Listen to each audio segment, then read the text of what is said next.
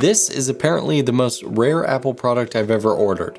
Let's talk about it. If you want full control over your phone's image, there is no better app than Beastcam, giving you all the must-have features for mobile filmmaking, including their brand new Smart Exposure to give you much better low-noise profiles. 4K 60 FPS and ProRes on the latest iPhones. Download the Beastcam app down in the description below today. Alright, so we're talking about this guy, a Lightning to 3.5mm audio jack. I know. Doesn't sound super special at all, does it? Yet for some reason, if you go to buy this right now, the fastest time available through Apple you will find is 2 to 3 months. But back in January on my birthday, when I went to buy these, shortly after I had them, I made a video, and one of the biggest cons was talking about how there's no way to physically connect it through a cable to use it what I really wanted them for, which was to audio monitor on my camera. Someone pretty quickly mentioned that there was indeed a cable to make that connection. And I kind of cheated. I didn't know I was gonna make this video. Technically it's already opened, you know, waited like 2 months for this thing. So I figured there was a good number of people out there who are either waiting on it to show up or questioning ordering it and if it's worth waiting that 2 or 3 months. So I wanted to drop a little quick review on the actual cable, show what you can use it for, and is it worth it? How much did I pay for this thing? So this cable is $35 US. It's 1.2 meters in length.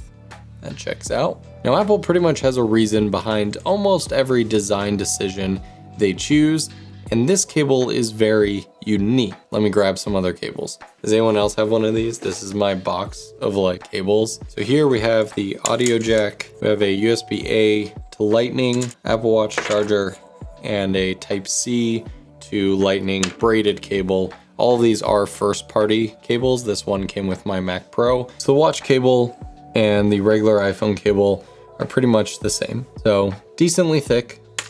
Here we have the braided cable. This is by far my favorite Apple cable. Also pretty thick. Now look how thin the audio cable is. So there you have the braided cable and the audio cable above. Now to be honest, at first I was pretty disappointed because again, I am obsessed with the audio cable of this. So in order to answer why Apple actually made this design decision, we just have to look at what it's going to be used for. But this cable is a bi-directional audio jack, which is one of the reasons why it's going to cost more, because bi-directional is a pretty nifty feature to have. As the name suggests, your source can basically be either side. So I looked everywhere for a speaker, but I legit do not have one. But you could take your iPhone and then plug the audio jack into a speaker and play music through that. What I did want to check is if you could use non-Apple headphones with it. These headphones are like 6 years old.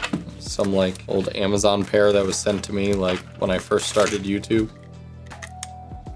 And use these headphones.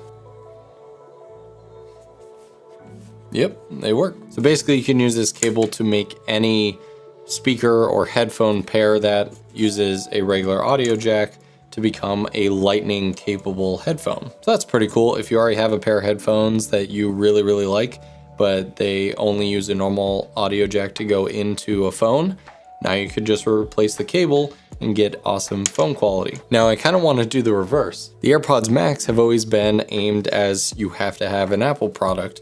Well, can this reverse that? Can we plug in the Lightning end into the headphones and then take a non-iPhone? I'm gonna take my Pixel 5a here because it has a audio jack.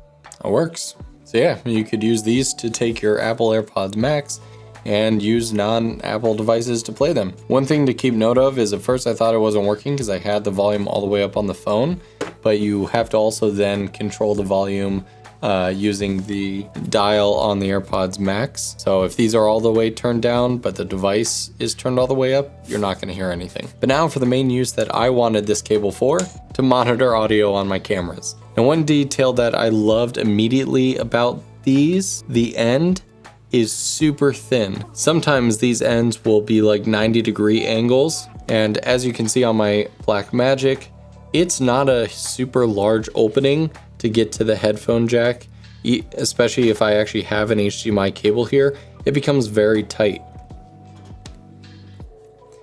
You can see that it fits very nicely in there, and it's super thin. And again, the same thing, I have my headphone volume turned up to 100% on here, but then I actually can adjust the monitoring from here as well. Noise cancellation also works.